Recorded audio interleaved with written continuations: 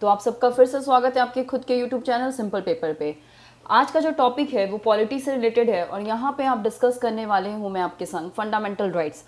तो आज मैं स्टार्ट कर रही हूँ आर्टिकल 19 से 22, ठीक है। फंडामेंटल राइट्स का आर्टिकल 19 से 22 ये मैं आज आपको पढ़ाऊँगी, तो आप इसको ध्यान से सुनिए।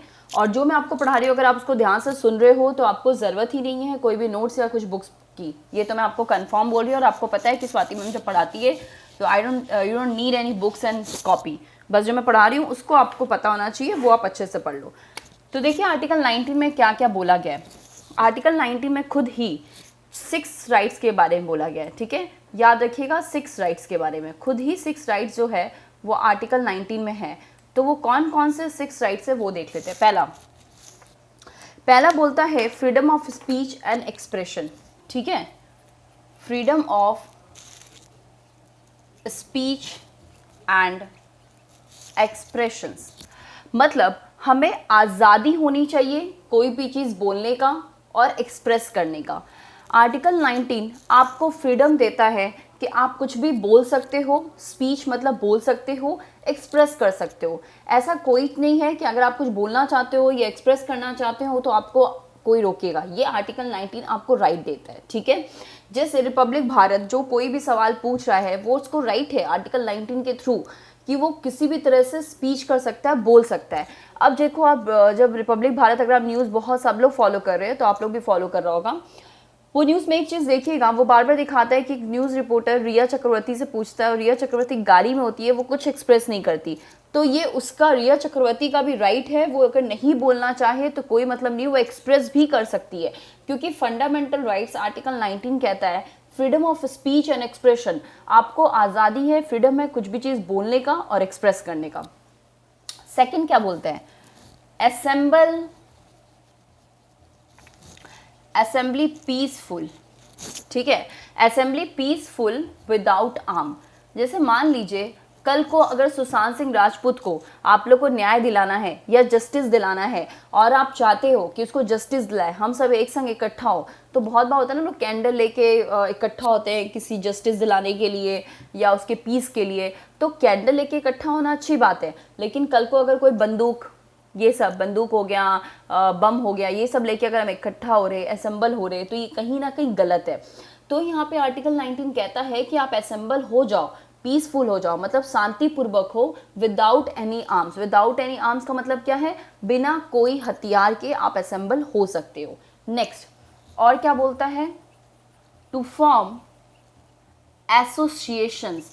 एसोसिएशंस का मतलब है जैसे आपको पता है हिंदू महासभा या कोई भी महासभा बनता है या कोई कमिटी बनती है, कोई कोऑपरेटिव सोसाइटी बनती है, कोई एसोसिएशन बनता है, तो वो बन सकता है। आर्टिकल 19 कहता है कि आप कोई भी एसोसिएशन बना सकते हो, उसमें कोई प्रॉब्लम नहीं है। Next, move freely through out India, मतलब आप भारत में फ्रीली मूव हो सकते हो। फ्रीली मूव हो सकते हो का मतलब क्या है, आप भारत में कहीं भी जा सकते हो। जैसे आपने गाना सुना होगा, बॉम्बे से गई पूना, पूना से गई दिल्ली, समथिंग लाइक दैट ना। तो ये मतलब वो क्या कह रही है कि मैं कहीं भी जा सकती हूँ, ये उसका फंडामेंटल राइट्स है कि वो पूरे भारत में कहीं भी मूव हो सकती है। नेक्स्ट क्या है, ये 4 के बाद और 2 क्या है फंडामेंटल राइट्स आर्टिकल 19 में, वो भी देख लेते हैं। दूसरा है 5 है reside and settle in any part of India. Bharat में, इंडिया में आप कहीं भी रिसाइड हो सकते हो, कहीं भी सेटल हो सकते हो। अगर भारत में मान लो जैसे मैं बिहार से हूँ, तो क्या मैं बंगाल में सेटल नहीं हो सकती हूँ? बिल्कुल हो सकती हूँ, ये मेरा फंडामेंटल राइट्स है। और आर्टिकल 19 कहता है कि आप कहीं भी हो, आप कहीं भी सेटल हो सकते हो। Next, practice any profession trade. कोई भी हम प्रोफेशन प्रैक्टिस कर सकते हैं, कोई भी ट्रेड हम कर सकते हैं, लेकिन वो लीगली होना चाहिए। अगर आप इलीगल कोई चीज़ करते हो तो वो गलत बात है, लेकिन अगर लीगली आप कुछ अच्छा कर रहे हो तो कोई प्रॉब्लम नहीं है।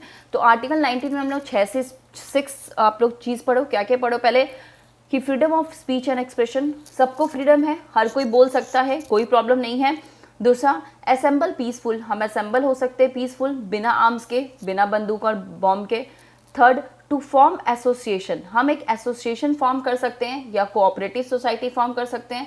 फोर्थ, मूव फ्रीली, हम लोग पूरे भारत में फ्रीली मूव हो सकते हैं। Fifth, reside and settle in any part of India, Bharat में हम कहीं भी रिसाइड हो सकते हैं, कहीं भी सेटल हो सकते हैं, कोई प्रॉब्लम नहीं है। सिक्स्थ, प्रैक्टिस एनी प्रोफेशन और ट्रेड, हम लोग किसी भी तरह का प्रोफेशन और ट्रेड कर सकते हैं, बस वो लीगल होना चाहिए, इलीगल नहीं होना चाहिए। आप लोग साथ साथ में चाहो तो नोट्स बना सकते हो, ठीक है। हर चीज़ का PDF अवेलेबल नहीं होगा क्योंकि सिलेबस कंप्लीट करवाना है, NTPC एग्ज़ाम है GS का, तो मैं वो कोशिश कर रही हूँ। तो आपको हो सके तो आप एक काम कीजिए, फटाफट लिख भी लिया कीजिए, वीडियो को पॉज कर लीजिए, या आपके हाथ में है वीडियो को पॉज करना, वीडियो को पॉज करके आप लिख लो, ताकि आपकी कॉपी में हमेशा वो नोट्स रहे और आपको हमेशा वो चीज़ याद रहे, ठीक है। चलिए नेक्स्ट देखते हैं कि आर्टिकल 20 क्या कहता है।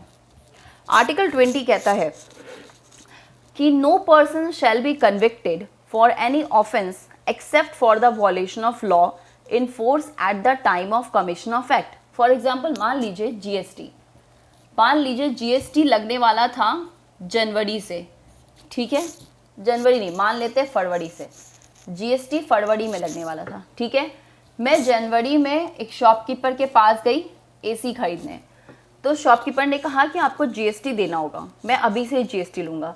तो मैंने कहा भैया GST मैं नहीं दूंगी, अभी से मैं GST नहीं दूंगी, GST तो एक लगा नहीं है, तो मैं अभी से तो GST नहीं देने वाली, ठीक है। तो क्या मुझे सज़ा हो जाएगा? क्या मुझे GST मैंने नहीं दिया तो क्या मुझे सज़ा दिया जाएगा? नहीं। क्यों नहीं दिया जाएगा? क्योंकि मैं ऐसा गलती कर रही हूँ जिस गलती के लिए भी कानून बना ही नहीं है, क्योंकि GST लागू होगा फरवरी से और वो शॉपकीपर मुझे जनवरी से मांग रहा था। तो अगर मैं GST नहीं देती तो यहाँ पे किसी भी तरह का मैं कानून नहीं तोड़ रही हूँ, तो मुझे किसी भी तरह का सज़ा नहीं मिलेगा। तो आर्टिकल 20 भी इसी तरह से है, protections in respect of conviction of offence. मतलब मान लीजिए आप ऐसा गलती कर रहे हो जिस गलती पे कोई कानून बना ही नहीं है, तो फिर उसके लिए आपको कोई सज़ा नहीं है, ठीक है। नेक्स्ट, आर्टिकल 20 में भी 3 चीज़ें। दूसरा क्या बोलता है? Double jeopardy. डबल जियोपार्डी का क्या मतलब है? देखिए, डबल जियोपार्डी कहता है, जैसे आपने एक मूवी देखी होगी अंधा कानून। अंधा कानून में जो अमिताभ बच्चन होता है वो जज के सामने ले जाके वो मुजरिम को मारता है और कहता है जज को कि इस आदमी को मैं आपके सामने मार रहा हूँ और इसको मारने के लिए आप पहले ही मुझे सज़ा दे चुके हो, तो एक ही इंसान को मारने के लिए वापस सज़ा नहीं दे सकते हैं। इसका मतलब है, मान लो कि आप एक पर्सन को, सेम पर्सन को सेम गलती के लिए बार बार सज़ा नहीं दे सकते। आप किसी भी एक इंसान को एक ही गलती के लिए बार बार सज़ा नहीं दे सकते। ये होता है डबल जियोपार्डी। क्योंकि अंधा कानून में, मूवी में अमिताभ बच्चन यही कहता है कि मैं इस इंसान को मारने का मुझे पहले ही सज़ा मिल चुका है, तो मैं अगर आपको अभी इसके सामने मार रहा हूँ, आपके सामने इसको मार रहा हूँ, तो आप मुझे वापस सज़ा नहीं दे सकते। क्योंकि आर्टिकल 20 कहता है किसी भी पर्सन को सेम ऑफेंस के लिए, सेम गलती के लिए मोर देन वंस, एक से ज़्यादा बार सज़ा नहीं मिलता। Third, self incriminations. Self incriminations का मतलब है, जैसे प्रैक्टिकली मैं लेके चलती हूँ रिया चक्रवर्ती का केस। रिया चक्रवर्ती के केस में एनसीबी को अगर कोई एविडेंस नहीं मिलेगा, ठीक है, जैसे उसके वकील ने कहा है, रिया चक्रवर्ती के वकील ने, कि रिया चक्रवर्ती के घर से कोई ड्रग्स नहीं मिला है, कुछ नहीं मिला है, तो फिर कैसे उनको गिरफ्तार किया जा रहा है। ये बात एक तरह से सही है कि अगर रिया चक्रवर्ती के घर से कुछ भी ड्रग्स नहीं मिलेगा तो यहाँ पे प्रॉब्लम होता है, क्योंकि अगर मुजरिम बोले कि मैंने खुद ही गलती की है तो उसको कोर्ट कभी भी एक्सेप्ट नहीं करता, एक्सेप्ट नहीं होता सेल्फ इंक्रिमिनेशन। सेल्फ इंक्रिमिनेशन मतलब है कि अगर मुजरिम खुद बोले कि मैंने गलती की है, तो जब तक नहीं मान सकती कोर्ट, जब तक उसके अगेंस्ट कोई भी आपको और सबूत नहीं मिलता। इसलिए देखिए, अभी उसके लॉयर है ना रिया चक्रवर्ती, या बाकी उन लोग लॉयर क्या कह रहे हैं कि वो लोग कह रहे हैं कि उन लोग को मार के पुलिस के दबाव में उन लोग को बोलने को बोला गया है। तो इस तरह से बाद में ऑफेंस हो सकता है। जज कहता है, मजिस्ट्रेट कहता है कि अगर कल को मुजरिम को आप पकड़ के लाते हो तो मुजरिम के अगेंस्ट और भी आपके पास एविडेंस होने चाहिए, प्रूफ होने चाहिए। क्योंकि अगर आपके पास प्रूफ नहीं है, एविडेंस नहीं है, और मुजरिम ये कहता है कि मैंने गलती की है, तो ये माना जाता है कि कहीं ना कहीं मुजरिम को मतलब कि उस तरह से थ्रेट दिया गया था पुलिस के द्वारा या किसी के द्वारा थ्रेट दिया गया, इसलिए उसने कबूल की अपनी गलती। तो आर्टिकल 20 कहता है कि सेल्फ इंक्रिमिनेशन, अगर इंसान खुद बोले कि उसने ये गलती की है, जब तक उसके अगेंस्ट कोई भी नहीं मिलता एविडेंस, तो उसको हम नहीं मान सकते, ठीक है। तो ये हो गया आर्टिकल 20। तो आर्टिकल 20 भी हमने पढ़ लिया। अब चलते हैं आर्टिकल 21। आर्टिकल 21 जो है वो बहुत इंपॉर्टेंट है हम सबको पता है, हम लोग सब ने पढ़ा भी है आर्टिकल 21 को, ठीक है, और आर्टिकल 21A भी। तो पहले मैं 1-2 मिनट पॉज होती हूँ, आप बताइए मुझे कि आर्टिकल 21 है क्या। देखते हैं कितने लोगों को आर्टिकल 21 पता है अभी तक।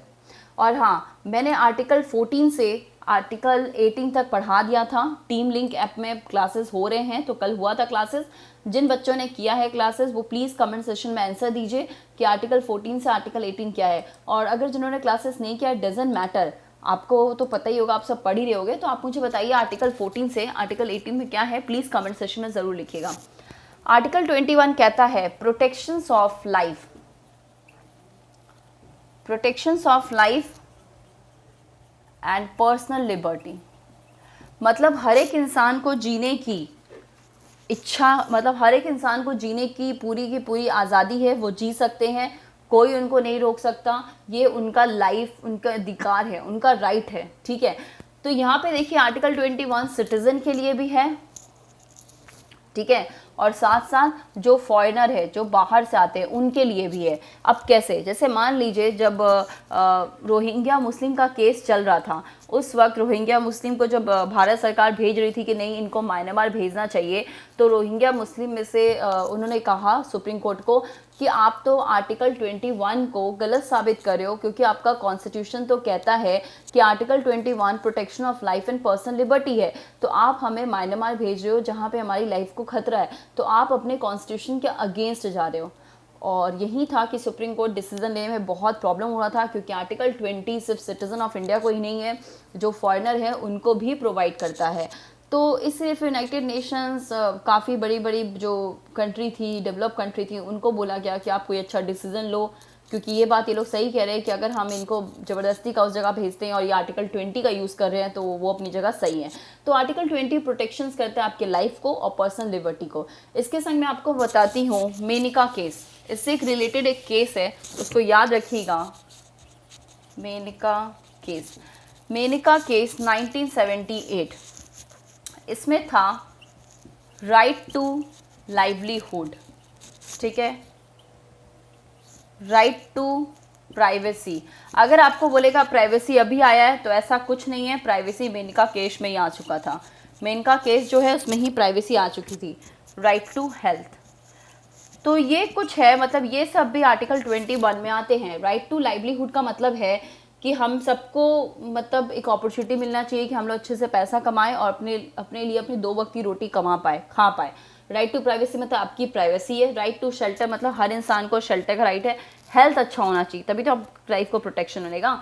तो ये आर्टिकल मतलब 21 में ये सारे चीज़ को कवर किया गया है। और अगर आपको एमसीक्यू में पूछे कि आर्टिकल मतलब राइट टू प्राइवेसी अभी आया, तो ऐसा नहीं है। मेनिका केस 1978 में सरकार, सुप्रीम कोर्ट ने पहले ही कह दिया था कि राइट टू प्राइवेसी भी आर्टिकल 21 में आएगा। तो ये तो हो गया आपका आर्टिकल 21। अब हम चलते हैं अपने आर्टिकल 21A में। आर्टिकल 21A क्या है बताइए तो बच्चा पार्टी फटाफट, बहुत ईजी आप लोग बता सकते हैं। देखो 21A का मतलब है राइट टू एडुकेशन। हर इंसान को शिक्षा का अधिकार है। 6 to 14 ईयर्स के लिए सरकार ने कहा कि जो बच्चे 6 साल से लेकर 14 साल के बीच में उनको प्रोवाइड किया जाए फ्री एंड कंपल्सरी एजुकेशन, मतलब मुफ्त में उनको ये एजुकेशन प्रोवाइड किया जाए। लेकिन जो हायर एजुकेशन है वो हमारे अभी बजट में नहीं है, क्योंकि भारत इकोनॉमिकली और फाइनेंशियली इतना डेवलप्ड नहीं है कि वो प्रोवाइड कर सकता है उतना है। लेकिन हाँ, आर्टिकल 21 में बोला है राइट टू एजुकेशन प्रोवाइड करना चाहिए। जो बच्चे 6 से लेकर 14 साल के बीच में उनको फ्री एजुकेशन प्रोवाइड की जाएगी भारत सरकार के माध्यम से। और अब तो शायद 12 तक भी ऐसा कुछ हो रहा है। तो याद रखिए आर्टिकल 21 आपके शिक्षा के क्षेत्र से है। नेक्स्ट आता है लास्ट आज का आर्टिकल 22। आर्टिकल 22 कहता है protections against arrest and detention. इसका मतलब क्या होता है? एक इंसान को प्रोटेक्ट करना अगर उसको अरेस्ट किया गया है या उसको डिटेन किया गया है, ठीक है, याद रखिएगा। जैसे मान लीजिए अगर मैं डिटेंशन का बात करूं, पहले डिटेंशन को समझ लेते हैं फिर ये पूरा आर्टिकल समझेंगे। डिटेंशन का मतलब है, आप बोल सकते हो, एक आप लोग पढ़ा भी होगा इसको। डिटेंशन दो तरह का होता है, एक होता है पुनिटिव, एक होता है प्रिवेंटिव। पुनिटिव का मतलब होता है after trial and convictions. Preventive का मतलब होता है विदाउट ट्रायल एंड कन्विक्शंस। अब देखिए क्या है, पुनिटिव का मतलब है कि आपके ऊपर पूरा सबूत है, फिर उसके बाद आपको कन्विक्ट किया जा रहा है, मतलब आपके पास सबूत सब मिल गया है, पूरा एविडेंस है, फिर आपको लेके जा रहा है। प्रिवेंटिव का मतलब है आपके ऊपर कोई मतलब कि आपका कोई सबूत नहीं मिला, कुछ नहीं मिला, आपको उठा के भेजा। जैसे रॉयल एक्ट, अगर आपने हिस्ट्री में थोड़ा भी पढ़ा होगा तो रॉयल एक्ट था ना, रॉयल एक्ट में क्या हुआ था, बस बिना कोई शक के बावजूद पे किसी भी इंसान को उठा रही थी ब्रिटिश, ये उनको दे दिया गया था ब्रिटिशर को कि अगर आपको लगे किसी पे शक, आप उसको उठा लो। मतलब वो बंदा ने गलती की कि नहीं की ये नहीं देखना, बस उसको उठा लो। लेकिन पुनिटिव का मतलब है अगर आपके अगेंस्ट कोई भी प्रॉब्लम है, एविडेंस मिला है, तो ही आपके केस होगा। और प्रिवेंटिव का मतलब विदाउट ट्रायल एंड कन्विक्शन, मतलब आपके लिए कुछ मिला कि नहीं मिला, आपको वो लोग उठा के ले जाएंगे। तो यहीं पे आर्टिकल 22 बोलता है कि अगर ऐसा इन दोनों में से कोई भी कारण होता है तो आर्टिकल 22 कहता है कि प्रोटेक्शंस मिलना चाहिए आपको डिटेंशन और अरेस्ट से। जैसे मान लीजिए अगर आपको कोई भी अरेस्ट करता है तो सबसे पहला बात कि आपको ग्राउंड ऑफ अरेस्ट आप पूछोगे कि भैया आपने मुझे अरेस्ट क्यों किया। ऐसा तो नहीं पुलिस आपके घर में आएगी और आप चल जाओगे, हाँ भाई चलो चलो, ऐसा नहीं करना, ठीक है। ज़रूर पूछना कि आप इनको इन्फॉर्म कीजिए कि ग्राउंड ऑफ अरेस्ट क्या है मेरा, क्यों आप अरेस्ट कर रहे हो मुझको, ठीक है। दूसरा, आप कंसल्ट कर सकते हो, डिफेंड कर सकते हो अपने लीगल प्रैक्टिशनर से, मतलब आप अपने लॉयर से पूछ सकते हो, लॉयर का सहारा ले सकते हो। जैसे कि रिपब्लिक भारत में न्यूज़ में ये दिखा रहा था कि जो इनके रिपब्लिक भारत के जो 2 न्यूज़ रिपोर्टर को पकड़ा गया था, तो वो लोग कह रहे थे कि मुंबई महाराष्ट्र सरकार और जो पुलिस है वो लीगल प्रैक्टिशनर नहीं देना चाह रही थी, वो नहीं चाही थी कि उनके लिए कोई लॉयर आए, ऐसा कुछ हो। तो ये महाराष्ट्र सरकार को पता होना चाहिए कि आर्टिकल 22 है। अगर उनको पॉलिटी नहीं पता तो प्लीज़ वो जाके पॉलिटी पढ़ें, ठीक है। पॉलिटी बहुत ज़रूरी है, बिना पढ़े लिखे अगर नेता बन जाएंगे तो देश का तो ऐसे ही अच्छा खासा हो रहा है, क्या बोले, देश के लिए कुछ नहीं बोल सकते। तो हम लोग अपने टॉपिक पे आ जाते हैं। तो right to consult and defend by the legal practitioner, हमारे पास एक लीगल प्रैक्टिशनर होना चाहिए जो आपको डिफेंड करेगा, जो आपकी लड़ेगा। दूसरा, अगर आपको पकड़ा जाता है तो विद इन 24 आवर, 24 घंटे के अंदर अंदर आपको पेश किया जाएगा मजिस्ट्रेट के सामने, एक्सक्लूडिंग जर्नी टाइम को छोड़ के, ठीक है। तो ये सारी चीज़ है जो डिटेंशन में होते हैं। तो यहीं पे हमारा आर्टिकल 19 से लेकर आर्टिकल 22 ख़त्म हो जाता है, ठीक है। तो आज आपका आर्टिकल 19 से आर्टिकल 22 भी ख़त्म हो गया। तो इस तरह करके सारे लेक्चर आएंगे। कल मैंने ज्योग्राफी का लेक्चर दिया था, बहुत सारे बच्चे को बहुत पसंद आया, सबने अच्छे से कमेंट किया और ये भी कहा कि मैम इसको स्टार्ट कीजिए। और संगीता ने कहा है कि मैम आप मतलब कि वो ब्लॉक माउंटेन और लावा माउंटेन भी बताइएगा प्लीज़। तो मैं ये कहना चाहती हूँ, बच्चा पार्टी मैंने अगर बोला है कि मैं जीएस कंप्लीट कराऊंगी तो ऑब्वियसली फेथ रखिए, विश्वास रखिए, मैं जीएस का कोई पार्ट नहीं छोड़ूंगी। मैं धीरे धीरे जिस तरह से हो रहा है आपको कंप्लीट करवा दूंगी, आपको कोई डरने की जरूरत नहीं। Geography, polity, economic, I will do my best, मैं जितना ज़्यादा हो सके बेस्ट और हर एक चीज़ कवर करूँगी, छोटा छोटा करके करवाऊंगी ताकि आपको वो चीज़ ईजी हो जाए। क्योंकि मैं I am sure about that कि जब आप मेरा वीडियो देखते होगे, और आई एम श्योर है कि जब आप वीडियो, अगर मेरा पूरा कोई भी बच्चा अगर मेरा वीडियो देखता है और अच्छे से समझता है तो ऐसा उस टॉपिक में उसको किसी भी तरह का डाउट नहीं होता, ये मैं श्योर हूँ। क्योंकि बहुत मेहनत से यार इंसान पढ़ाता है और आप ही के लिए मैं ये सब कर रही हूँ। तो आपका बस इतना ही काम है कि इसको जितना ज़्यादा हो सके शेयर कीजिए, क्योंकि ऐसी बहुत सारी चीज़ होती है बच्चों को नहीं समझ आती, तो बहुत सारा पढ़ के समझ के उसको ईजी वे में मैं लाने का कोशिश करती हूँ। तो ये ज़्यादा से ज़्यादा बच्चों के पास पहुँचाइए, उनसे शेयर कीजिए, लाइक कीजिए और सब्सक्राइब कीजिए हमारे चैनल, क्योंकि जितना आप शेयर करोगे ना उतना ज़्यादा से ज़्यादा बच्चों का भला होगा। तो प्लीज़ एटलीस्ट यार शेयर करो यार, ज़्यादा से ज़्यादा व्यूज़ 200 क्यों 500 तक पहुँचाओ व्यूज़ को, ज़्यादा से ज़्यादा बच्चों को बोलो। जितना ज़्यादा बच्चे जुड़ेंगे उतना कॉम्पिटिशन आपके संग होगा और उतना मज़ा भी पढ़ने में आएगा। तो चलिए आज का सेशन यहीं पे ख़त्म करते हैं, ठीक है। जय हिंद।